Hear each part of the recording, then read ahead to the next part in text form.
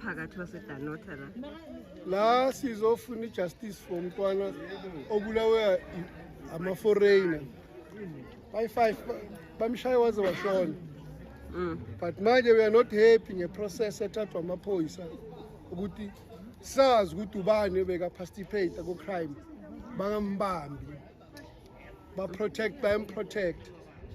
Bathe mangabe siwumphakathi size sizonikeza ufakazi sila abafuni ukuthatha ufakazi bethu mara la sahambi bangakathatha istatement sethu lo gangile ushop owner osenumber 1 angakaboshwa. Yibuphi ubufakazi enabo njengoba ushop owner uyovalele umntwana eshop nabangani bakhe bamthatha bamisa ku point B la bambulale bamshaye waya esibhedlela kukhoma for 3 weeks.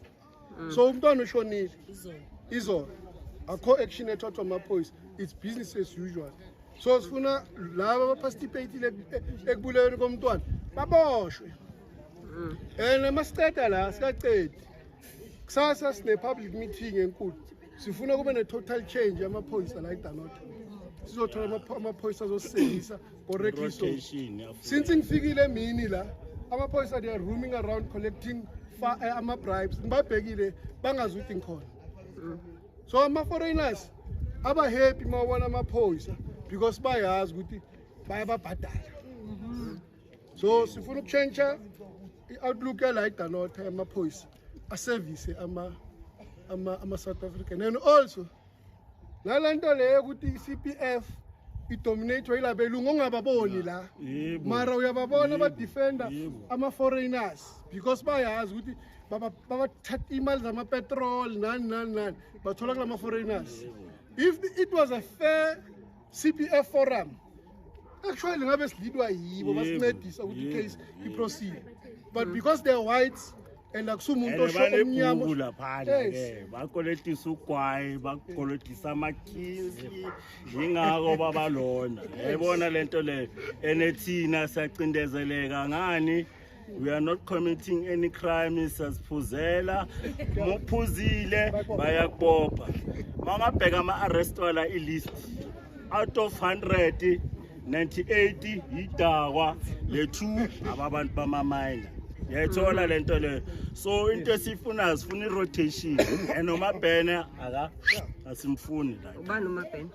Lo wempumulo. acting station commander acting actually melayo uMabhena sifuna bam-redeploy eDuduza.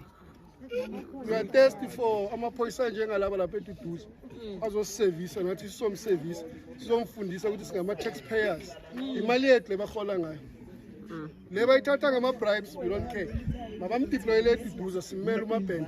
So in regarding the case enikhuluma ngayo, what's currently happening now? Senivulile Yes, case. the case is open. Akabobi nomuntu akho nomuntu owani oboshiwe. It's quiet.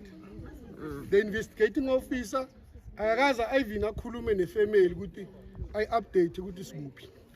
Manje umphakathi sesithathele inyathelo ukuthi siyazi ukuthi ushop owner uyalazi udaba makaboshwe uzokhipha abangani bakhe laba abachasha. You know, Bazalabam, it is so sad how our justice system is failing us as South Africans.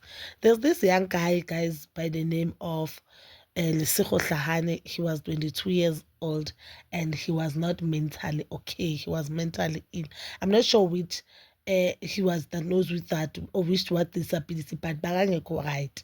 I think it's Down syndrome, but I am not sure, guys. So the guy begathanda ukustanda there, but begathanda ukustanda next to this Indian shops location elibizwa iDanota. I think iDanota is not location because duzana la ngihlala khona, it's mini suburb, so it's suburbs.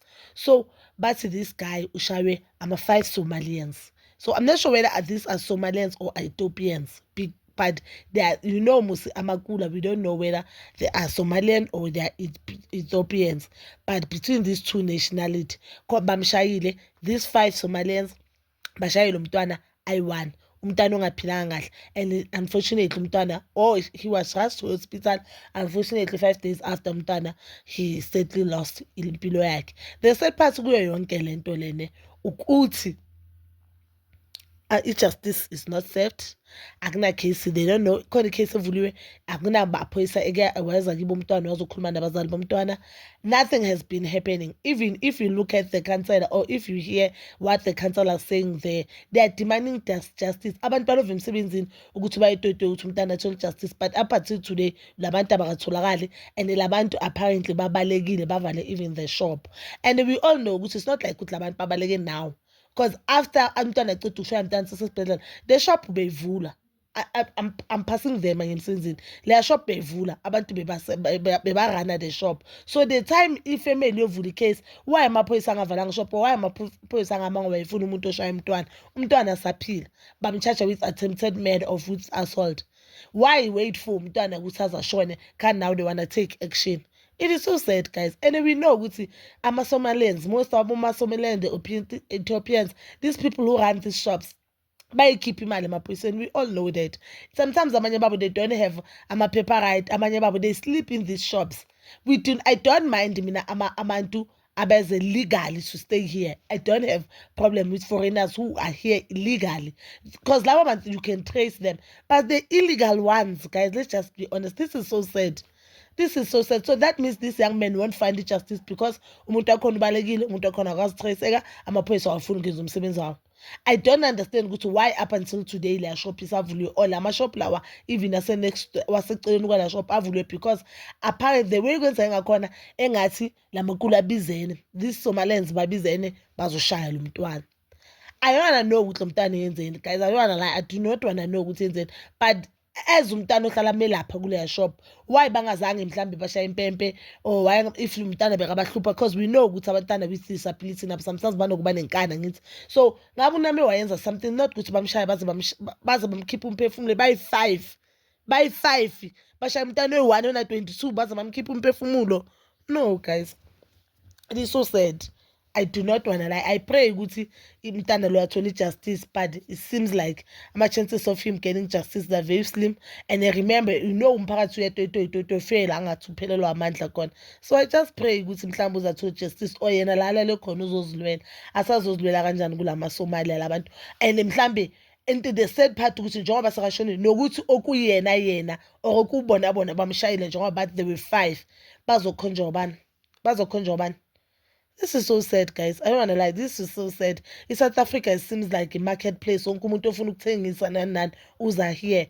And it seems like our justice system, they are protecting abantu bangaphandle more than us.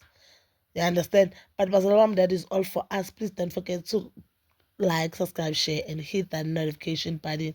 Nginithanda ukuya nokubuya.